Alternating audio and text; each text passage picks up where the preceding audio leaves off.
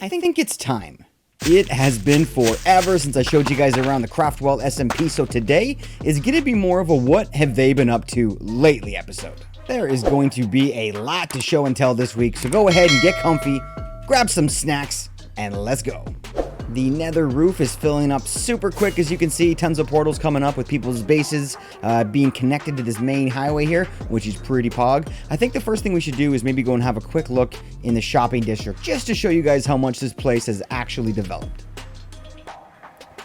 It seems every time we come into the shopping district, there is a brand new shop in place for us to spend our diamonds. And I think that because of that, the shopping district is by far my favorite place to come into the server and just hang out and explore.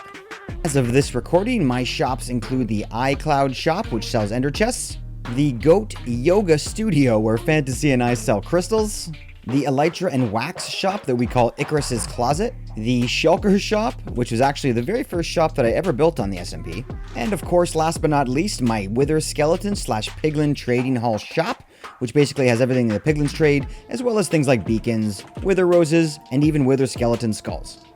So that does it for my main shops, but we also have a couple little pop-up shops around here, such as this Coke machine that we have set up. I guess it's a golden carrot machine for everybody else, but for us, this is where we get our Coke. 1 diamond, 32 golden carrots. The last one we got here is the Power Shower, which is a little public restroom we made here, which is actually an XP shop. You go ahead and put your 1 diamond in the dropper, push that button, and you get enough XP bottles to completely fill your depleted elytra. You can also mend your tools, that kind of stuff. This thing comes in extremely handy. We're not going to have the time to go through every single one of these structures here today, but if you're curious about some of these other shops, come on by Twitch and I'd be happy to give you a tour. The World Tree area is really growing up to be something amazing. Pyro's done some great work here. We have a little area here to choose the color of our names if we like. We can choose teams that way. As well, there's little teleporting areas to bring us to PvP arenas and stuff. This is a great little spot. We also have a teleportation area to bring us to our new building district, which has actually been a lot of fun. Come by Twitch this Saturday even, and you can watch us build in the new Westworld district. We also have some pretty cool shops and stands and stuff here for us to explore, as well as our new courthouse, which was built by Fantasy Animal Vegan and Shadow435. Look at this. Some of you might even remember our drown farm here. It actually works pretty well in terms of spawning drown in, but in terms of collecting them, that's where the problem is. Basically what's happening is when our slime block flying machine pushes these guys into our bubble column here and they fly up to the top, they are disappearing somewhere between this spot and the middle. I don't know what it is. We can see them disappear. They're well within render distance, but if anybody out there considers themselves a technical Minecraft player, comment below. What's going on here? Why are we losing mobs? Help! Okay, I think the next farm I want to show you guys is going to be my Wither Skeleton farm. I'm pretty proud of this one. As you guys probably know, Wither Skeleton farms are absolutely insane. They're such a grind to build. As you can see, we had to spawn-proof every single block in this entire area. Normally what I would do is try and find a fortress kind of above a lava lake like that. But since we weren't able to find one in this seed, we had to go for the second best and just find a fortress which is in a Soul Sand Valley, which means that you get a lot more skeletons spawning. There's a few right now. Let's head downstairs right now and see how well we did with all this spawn-proofing. I don't know what it is, but I feel like the more slabs I place, the more satisfying it is to watch these skeletons drop into place like this. Okay, now that you've seen the Wither Skelly farm, let's head over to the Piglin Trading Hall, and I'll show you where we got all of the blackstone to slab off the nether. Here is our Piglin Trading Hall. It's a pretty efficient design, very simple. It's just a bunch of droppers dropping gold into these guys' hands. Then when they drop the items, it gets picked up by a hopper underneath of them. That gets put into a filter system, which brings all the items back here and has them nicely sorted out for us. Sometimes there's pork chops in here. I don't know why.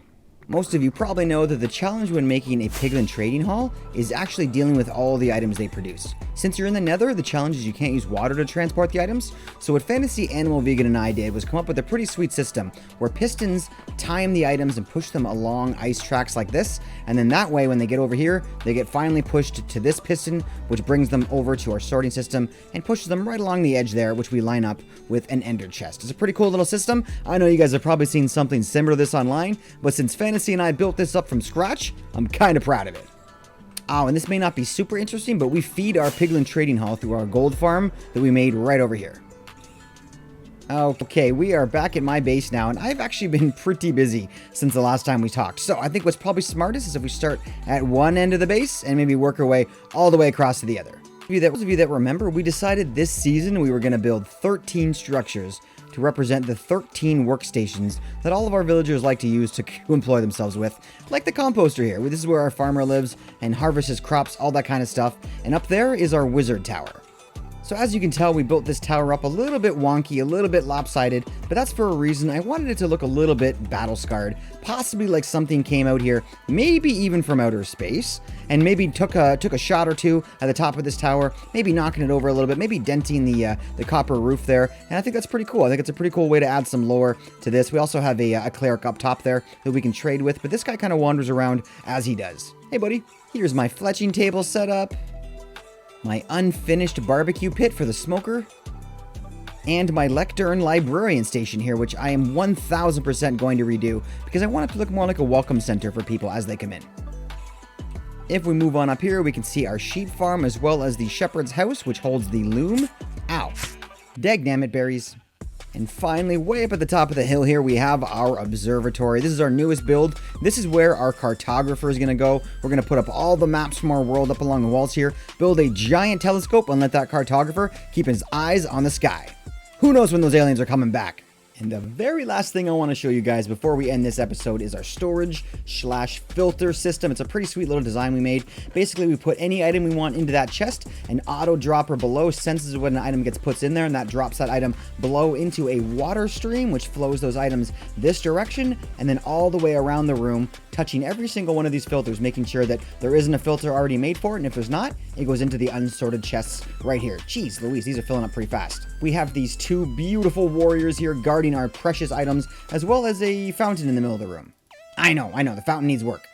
Unfortunately, that is going to be all the time we have for the Craftwell SMP tour today, but if you enjoyed this video and you want to see more live action from the Craftwell SMP, come give us a follow on Twitch. Go check out some of the other content creators because they're all absolutely amazing. Thanks for hitting that subscribe button if you want to see more content like this, and if you really enjoyed the video, thanks for mashing that like button, guys. Stay well, stay safe, I love you tons. Peace!